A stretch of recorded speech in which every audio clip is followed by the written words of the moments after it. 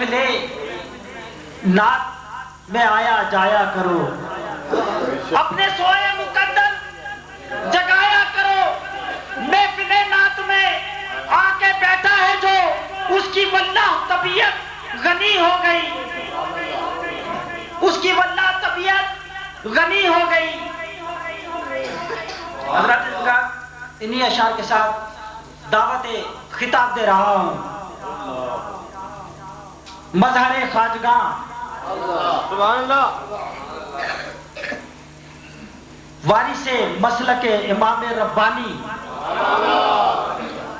پاسبان مسلک امام ربانی، شہزادہ غوث الورا، پیر طریقت، رہبر شریعت حضرت صاحبزادہ پیر سید محمد اویس محبوب شاہ صاحب مجددی، سجادہ نشین دربار عالیہ چورا شریف دامت برکاتہم عالیہ کو کہ آپ تشریف لائیں اور اپنے خطاب لاجواب سے ہمیں مستفیض و مستفید فرمائیں۔ نعرہ تکبیر، نعرہ رسالت، نعرہ تحقیق، نعرہ حیدری، نعرہ غوثیہ، دربار عالیہ چورا شریف حضرت صاحبزادہ سید اویس محبوب شاہ صاحب مجددی، بابا بلند ندائے چورا شریف۔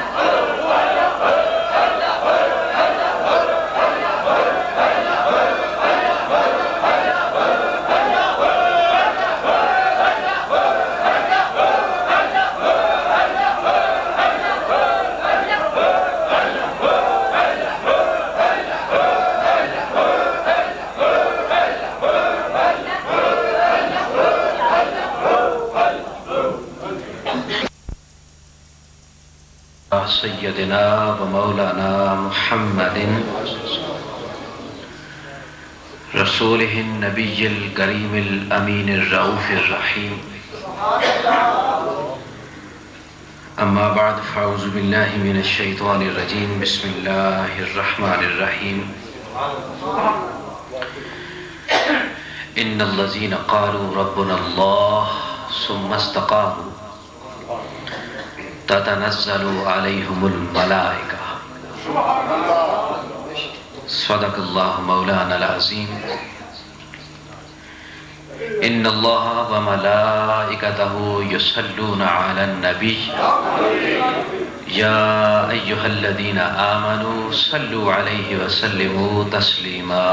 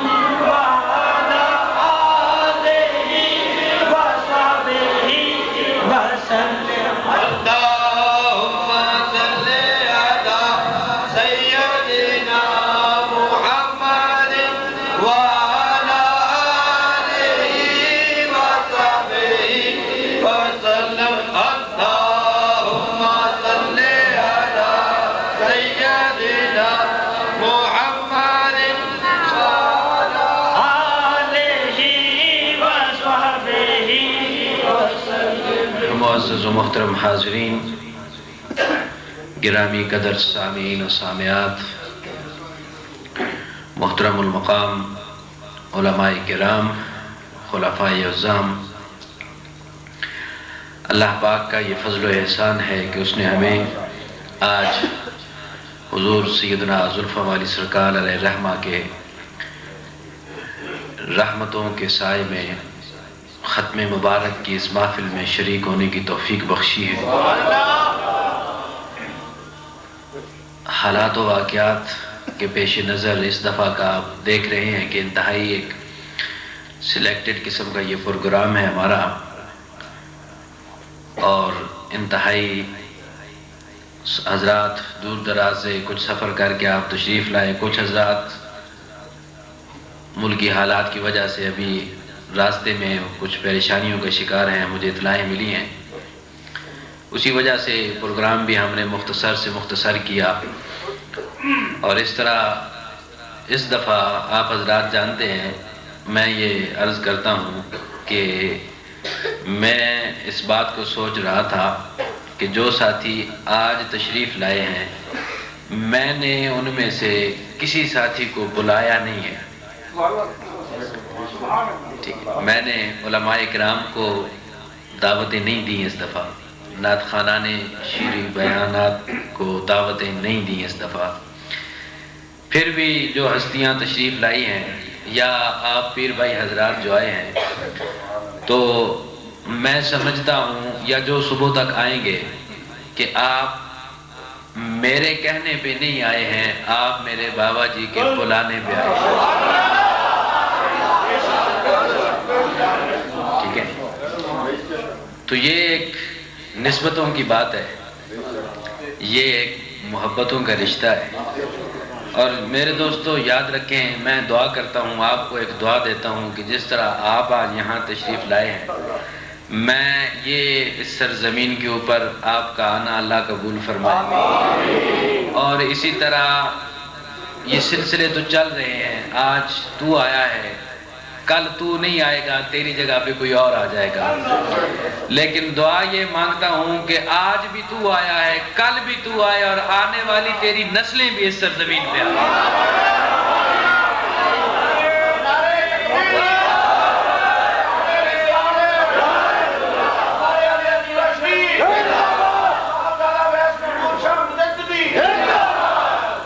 سرزمین پہ میرے بابا جی کے قدم لگے ہیں. یہ سرزمین صرف زمین کا ایک ٹکڑا نہیں ہے، یہ سرزمین جو ہے یہ ایک خطہ مسعود ہے، بلکہ خطہ جود ہے. کیونکہ اس کے وہ میں بتاتا ہوں آپ کو بعد میں، جو بات میں نے کی ہے نا وہ کس لیے ہے، میں بتاتا ہوں آپ کو ساری بات. تقریر میں نہیں کروں گا، میری طبیعت بھی ناساز ہے پچھلے کئی دنوں سے. اور پھر ساتھی آپ حضرات بالخصوص خانے والے کے جو میرے دوست ہیں وہ تو اب جب سے میں یہ ایک نئی لائن پہ چڑھا ہوں یہ ہر جمعے کو بڑے التزام کے ساتھ اور بڑی خصوصیت کے ساتھ میری تقریریں سنتے رہتے ہیں. اور کم و بیش ہفتے میں جو ہے وہ 1 2 3 پروگرام اس طرح کے ان کو مل جاتے ہیں، آپ حضرات بھی سنتے رہتے ہیں. تو تقریریں کرنا جو ہے وہ خطباء کا کام ہوتا ہے، علم بیان کرنا جو ہے وہ علماء کا کام ہوتا ہے. اور میں ایک فقیر سا آدمی ہوں، نہ خطیب ہوں نہ عالم ہوں. تو یہ پیار محبت کی چند باتیں آپ کو سنا کے تو بس تاکہ آپ کا وہ ذوق جو ہے محبتوں والا وہ بھی قائم رہے اور جس مقصد کے لیے آپ یہاں آئے ہیں وہ مقصد بھی پورا ہوتا جائے. یہ سرزمین میں عرض کر رہا تھا کہ یہ کوئی عام زمین کا ٹکڑا نہیں ہے، ٹھیک ہے نا، یہ ایک خطہ مسعود ہے، سعادتوں والا ٹکڑا ہے. کون سا ٹکڑا ہے؟ سعادتوں والا ٹکڑا ہے. اور سعادتوں والا ٹکڑا اس انداز میں بنتا ہے کہ آج بھی آپ اپنی نگاہیں جھکا کے ذرا تصور میں بیٹھیں، توجہ کر کے بیٹھیں، میرے قبلہ عالم کی ذات کی طرف توجہ کریں، اس پورے اس ماحول کی طرف توجہ کریں. تو آج بھی آپ کو اس سرزمین کے اوپر اس وقت بھی امیر ملت کی روح پھرتی ہوئی نظر آئے گی. آج بھی اس سرزمین پہ آپ کو حافظ عبد الکریم صاحب کی روح پھرتی ہوئی نظر آئے گی. آج بھی اس سرزمین پر آپ کو آل مہار شریف والے مشائخ کی روح پھرتی ہوئی نظر آئے گی. تو یہ مشائخ کے یہ باقی جو سلاسل ہوتے ہیں، طریقتیں ہوتی ہیں، خانقاہیں ہوتی ہیں، نظام ہوتے ہیں، دربار ہوتے ہیں، وہ بلا شک و شبہ اس میں کوئی شک نہیں کہ جہاں اولیاء کرام کے قدم لگتے ہیں وہ جگہ اللہ کے انوار و تجلیات کا مرکز بنتی ہے، ٹھیک ہے نا. لیکن باقی خانقاہیں، باقی دربار، باقی سرزمینیں وہ مریدوں کے ساتھ بھری ہوئی ہوتی تھی، لیکن یہ میرے بابا جی کی سرزمین یہ مریدوں کے ساتھ بھری ہوئی نہیں ہوتی تھی، یہ محمد مصطفیٰ صلی اللہ علیہ وسلم کی امت کے اولیاء کے ساتھ بھری ہوئی. نعرہ تکبیر، نعرہ رسالت، خزانہ دربار عالیہ چورا شریف، حضرت صاحبزادہ سید اویس محبوب شاہ صاحب مجدد.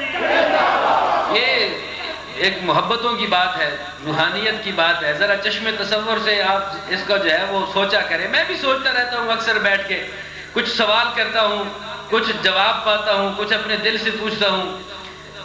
تو میں اکثر عموماً اس بات پہ غور کرتا ہوں. میں نے کہا یار دنیا داری کے اعتبار سے میں نے سوچا، میں نے کہا پیر جماعت علی شاہ تو بڑے زمانے کا پیر ہے، دنیا عرب و عجم میں تیرے ڈنکے بج رہے ہیں اور پوری ملت کا تو قائد قرار دیا گیا. میں نے کہا تو کیوں قائد بن گیا؟ یہاں آتا ہے تو ابھی دربار شریف کی طرف منہ کرتا ہے تو اپنے جوڑے اٹھا کے اپنی بغل میں داب لیتا ہے، قائد ہے ملت کا، تو یہ کیا معاملہ ہے؟ تو پھر جماعت علی شاہ صاحب کی جانب سے مجھے یہی جواب آتا ہے جو زبان حال سے انہوں نے کہا تھا اپنے وقت میں کہ قابل تھا میں نار کے، مجھے جنت ہوئی نصیب، اس پاک در کی حاضری سے میری قسمت بدل گئی.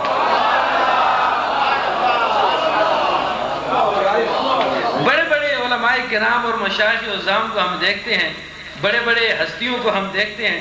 میں نے دیکھا حضور سیدنا ابو الحقائق فقیہ العصر علامۃ الدہر علامہ عبد الغفور ہزاروی رحمۃ اللہ تعالی علیہ جیسی ہستیاں، میں نے سنا اپنے بزرگوں سے کہ جب وہ دربار شریف کی حدود میں داخل ہوا علامہ عبد الغفور ہزاروی تو اس نے اپنے جوتے اتارے اور اتار کر ہاتھوں میں پکڑ لیے. جب یہاں یہی عرس مبارک کا انداز، یہی سٹیج، یہی بابا جی کے اس پر بہار موسم کا یہ سما، تو عبد الغفور ہزاروی کے لیے اعلان ہوا کہ اب خطاب کرنے کے لیے ابو الحقائق آئے گا، عبد الغفور ہزاروی آئے گا. عبد الغفور ہزاروی ابو الحقائق خطاب کے لیے اٹھا، اعلان ہو گیا، اناؤنسمنٹ ہو گئی. ابو الحقائق خاموش ہو کر کھڑا ہو گیا، خاموش ہو کے کھڑا ہو گیا. نیچے سے آواز آئی، مولوی صاحب بولتے کیوں نہیں؟ بولو. ابو الحقائق عبد الغفور ہزاروی خاموش کھڑا ہے. وہ صرف علم کا پہاڑ نہیں تھا، وہ خطابت کا بھی ایک مایہ ناز اس کا ایک انداز تھا اور وہ خطابت کا بھی شہر یار تھا. لیکن ساری خطابتیں گنگ ہو گئی، سارا علم جم گیا. ابو الحقائق بول. عبد الغفور ہزاروی بولتا کیوں نہیں ہے؟ عبد الغفور ہزاروی چپ کھڑا، خاموش. نیچے سے پھر آواز آئی، کبریٰ عالم نے فرمایا تو ابو الحقائق ہے، چپ کیوں کر گیا؟ کھول اپنی حقیقتوں کے دروازے. ابو الحقائق عبد الغفور ہزاروی کی زبان کھلی، کہنے لگا حقیقتوں کا انکشاف کرنے والا تو میں کھڑا ہوں، لیکن دلوں کے راز کھولنے والا وہ بیٹھا ہے. کہیں ڈرتا ہوں کوئی ایسی زبان سے بات نہ نکل جائے جو میری گرفت کا سبب بن جائے.